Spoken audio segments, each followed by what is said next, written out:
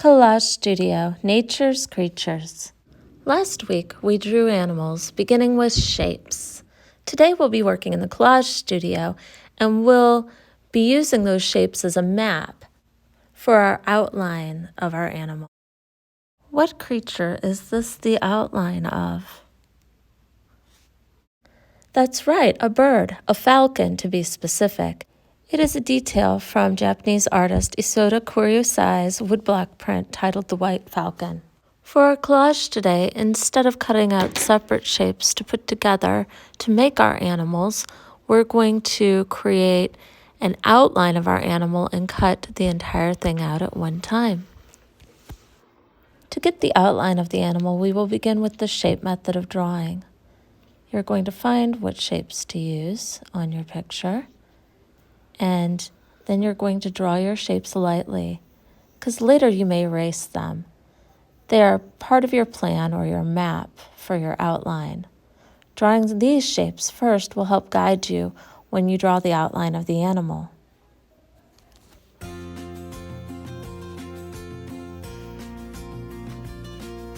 Here's my shape map. Find a place to start. I try to start somewhere away from the face on one of my big shapes. If possible, follow one finger on the picture to help you keep your place. Draw slowly and let your eyes creep along the outline of the picture as your pencil moves along with your finger. You can see that sometimes my outline goes inside my shape map, sometimes it goes outside of my shape map. I'm staying along the outline of the black walnut. I know that walnut looks yellow-green, but as its husk ripens, it turns a dark brown. And then the husk would be removed and the walnut is inside. In my parents' yard, they have a couple of black walnut trees, and turkeys, squirrels, and raccoons all enjoy black walnuts from their yard. Bears also like black walnuts, but we don't have any of those where my parents live.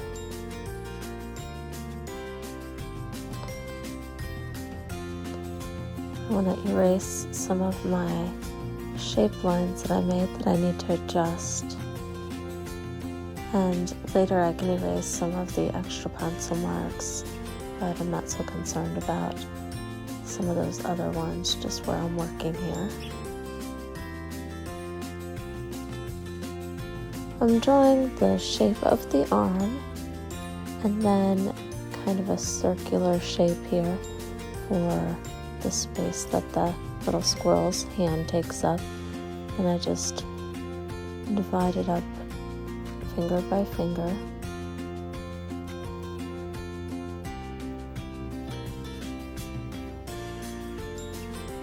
Finally, I'm going to do the face. I check with my photograph to make sure that I'm actually placing the eye, the nose, and the mouth where it is on the photograph and not where I think it should be. I'm ready to cut it out. Really take your time cutting. Of course, I have this video sped up. Please go slow cutting. You worked so hard on this. You don't want to accidentally cut something off. Okay, next I'm going to make the tree the squirrel standing on. I pinch with both fingers and slowly tear the paper. I decided to tear it because I wanted the tree branch to have a rough, bumpy looking texture, and I can get that natural look by tearing rather than cutting. I take a minute to figure out how I want these to lay. I can snip off the extra. And there's maybe where my squirrel goes. I'm going to draw some leaves on the paper. Black walnut leaves are kind of this football shape. Cut those out. And then I'll glue everything down using my glue stick. For this, I prefer using a glue stick to Elmer's glue because the glue stick dries almost instantly.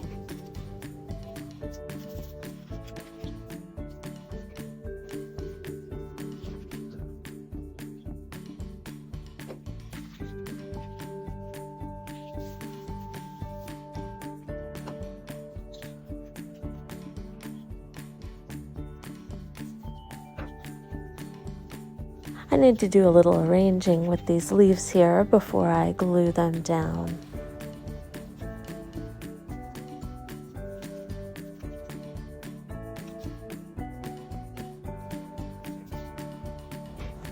Alright, this part of the lesson takes us back to when we were drawing textures on our animals.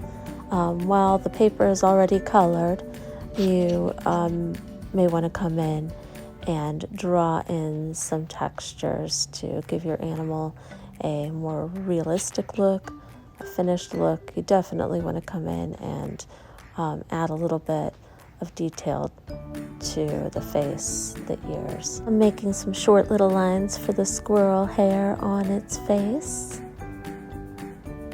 And then pressing a little harder to do the nose. And then I come in with some color, floof up the tail a little bit.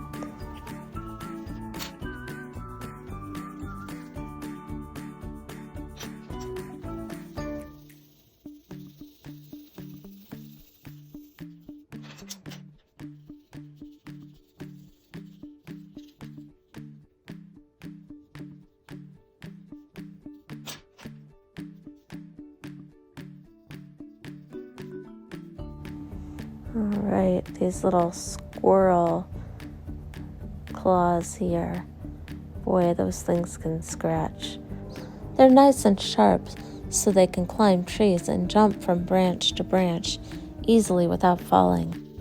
Darken a few lines, and feeling pretty good about this now. Okay, the squirrel's delicious treat needs to be colored in. I'm drawing the little leaf veins on each of the leaves and the bark of the tree, and filling in that space with an extra leaf. This picture needs one more thing. I'm going to add a little bit more yellow in the picture by making another walnut for my squirrel. It kind of balances it out. Now there's some yellow up toward the left top, and there's some down toward the bottom right. I'm making 2 more leaves, but I'm folding each of these in half and gluing one side down so that they stand up a little bit. It gives the collage a little bit of a dimensional quality.